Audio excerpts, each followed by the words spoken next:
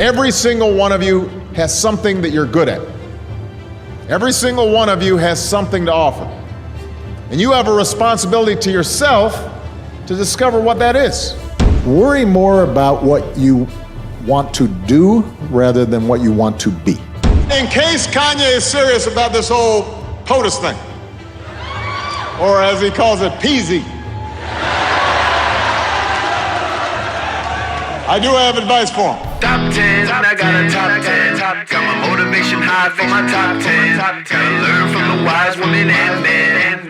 All my life, like 9 and 9. For my top 10, top 10, 9 and 9. This one's for my top 10. Every single one of you has something that you're good at. Every single one of you has something to offer. And you have a responsibility to yourself to discover what that is. That's the opportunity an education can provide. Maybe you could be a great writer, maybe even good enough to write a book or articles in a newspaper, but you might not know it until you write that English paper, that English class paper that's assigned to you. Maybe you could be an innovator or an inventor, maybe even good enough to come up with the next iPhone or the new medicine or vaccine, but you might not know it until you do your project for your science class. Maybe you could be a mayor or a senator or a Supreme Court justice, but you might not know that until you join student government or the debate team. And no matter what you want to do with your life, I guarantee that you'll need an education to do it. You want to be a doctor or a teacher or a police officer? You want to be a nurse or an architect, a lawyer or a member of our military? You're going to need a good education for every single one of those careers. You cannot drop out of school and just drop into a good job. You've got to train for it and work for it and learn for it. And this isn't just important for your own life and your own future. What you make of your education will decide nothing less than the future of this country. What made you believe that you can change an entire country or change things in an entire country in a place where I've especially been told that I can't do it? And when did that happen? I was dropped on my head as a child. And so I didn't have any sense.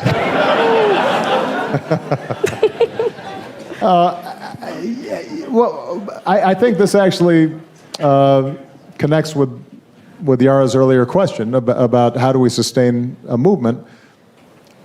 There's a corollary to that, which is how do we sustain our own sense of hope and drive and vision and motivation, and how do we dream big?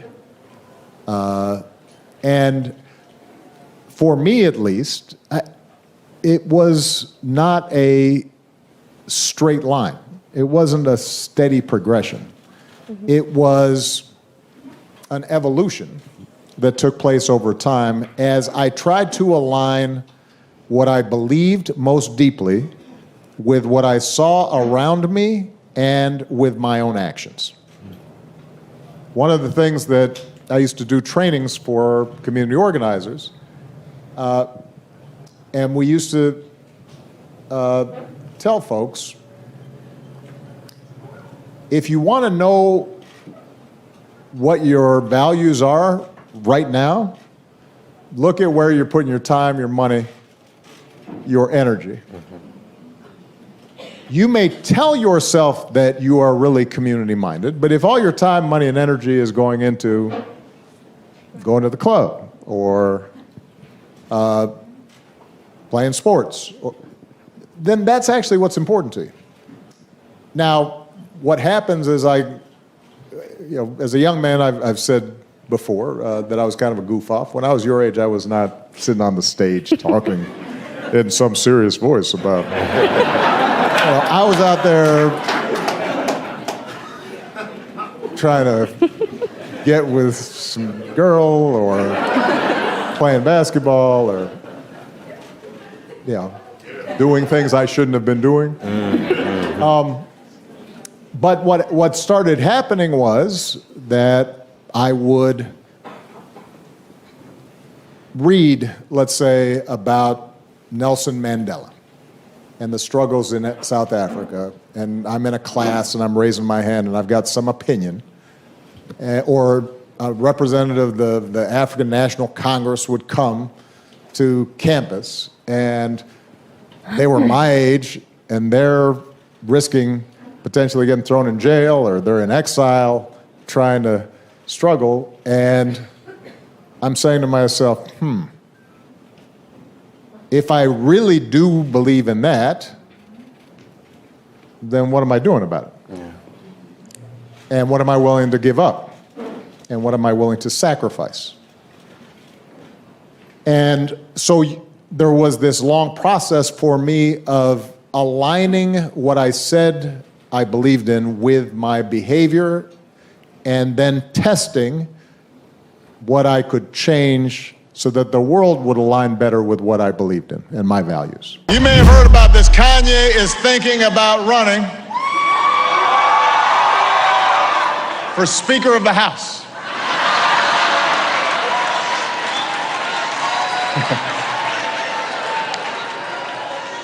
I couldn't get any stranger.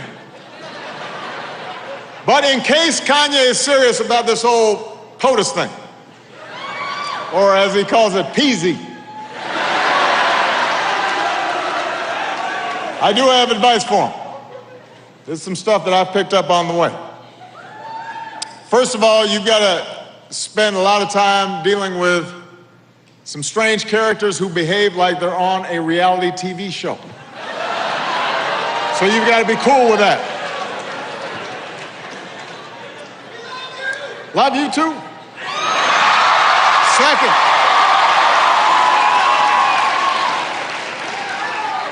Second, this is a second important tip. Saying that you have a beautiful, dark, twisted fantasy. That's what's known as off message in politics. You can't say something like that. There are a lot of people who've lost their congressional seats saying things like that. You don't do that. That's number 2.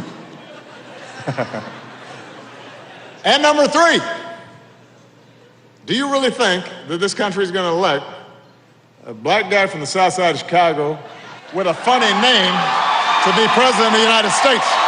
That is crazy. I used to have these sessions at the end of the White House internship cycle, where you'd get about 200 White House interns. Typically, they'd interned in various offices for about 6 months.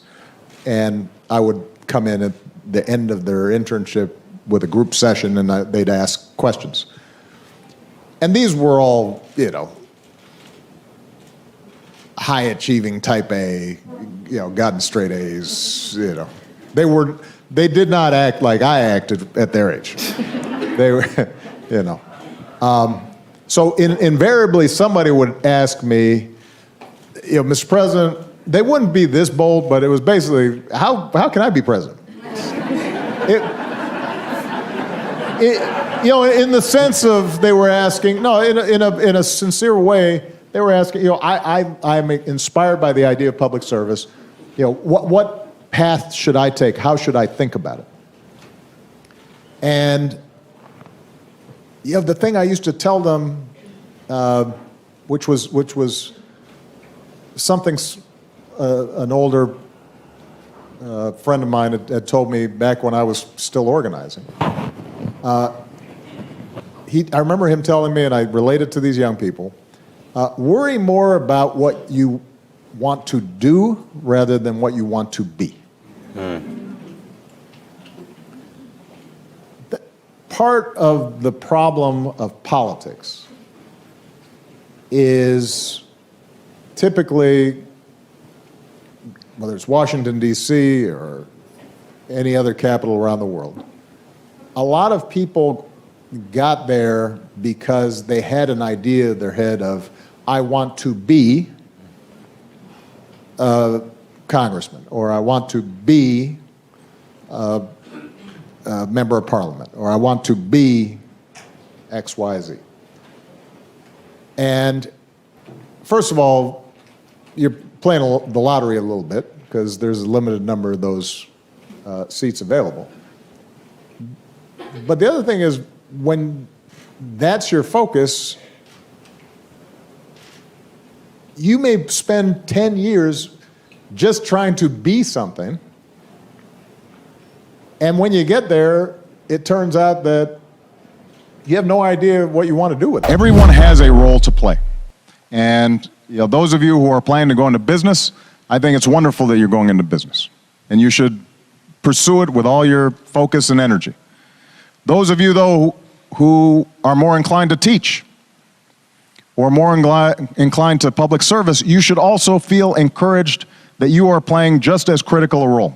And whatever occupation you choose, giving back to the community and making sure that you're reaching back to help people, lift up people who may have been left behind, that's a solemn obligation. And by the way, it's actually good for you.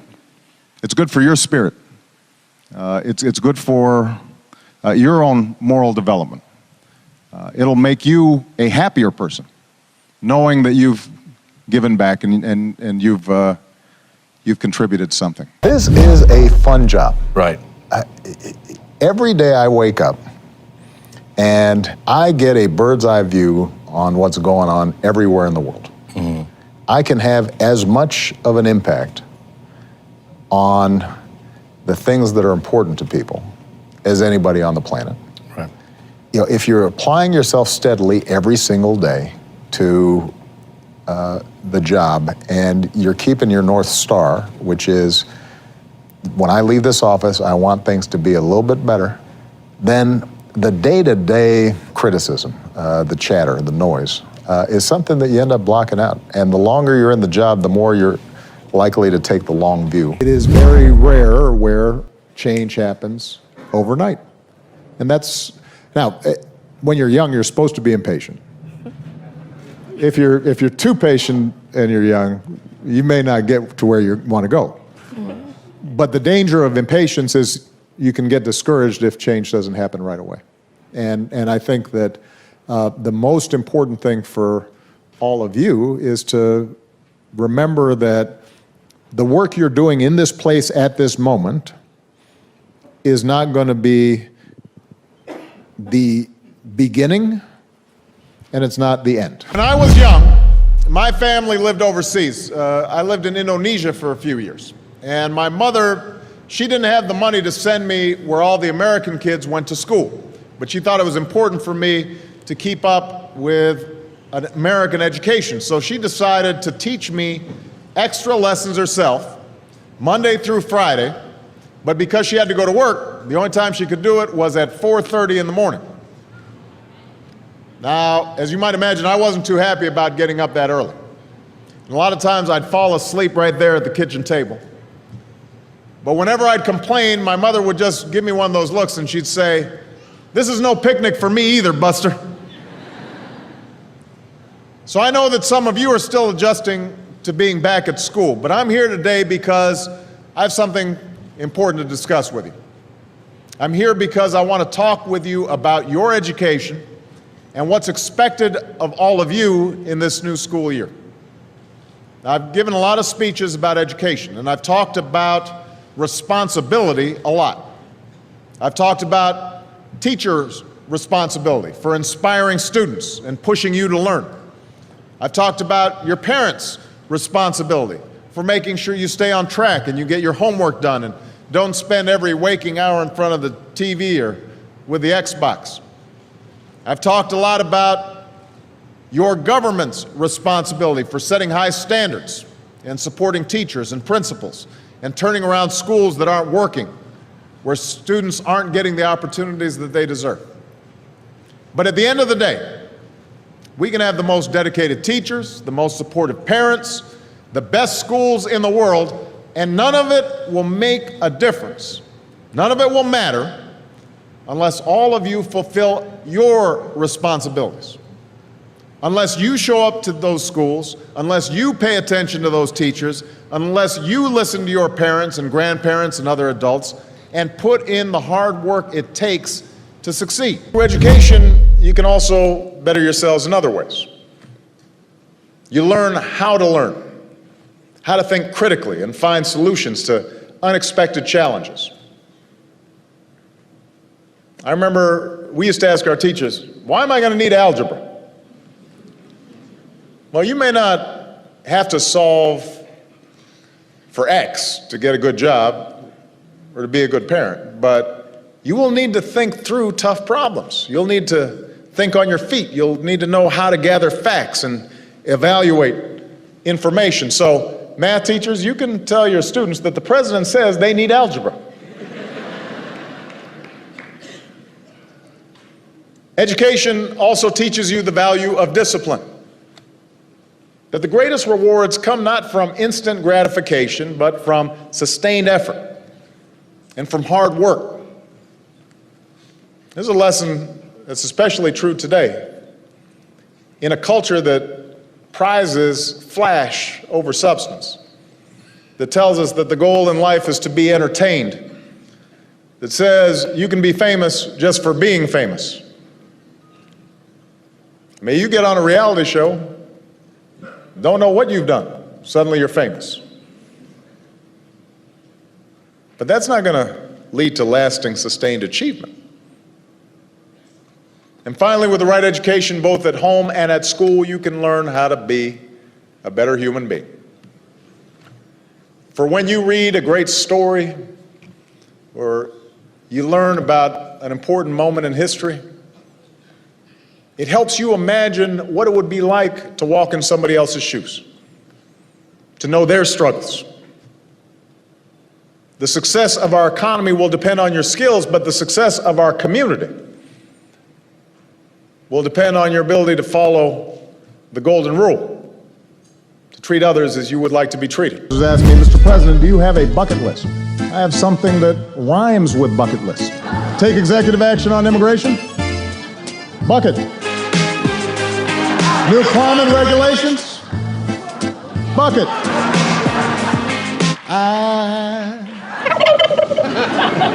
Don't interrupt. I'm so in love with you. I feel more loose and relaxed than ever. Those Joe Biden shoulder massages, they're like magic. He's about to go from commander-in-chief to couch commander. You, Chuck Todd. Oops. You look great. I feel good. How much do you weigh? You know, I could call a nuclear submarine right here. Obamacare is great, and it's really working. I have no more campaigns to run. I know because I won both of them. These days I look in the mirror and I have to admit, I'm not the strapping young Muslim socialist that I used to be. And with that, I just have two more words to say. Obama out.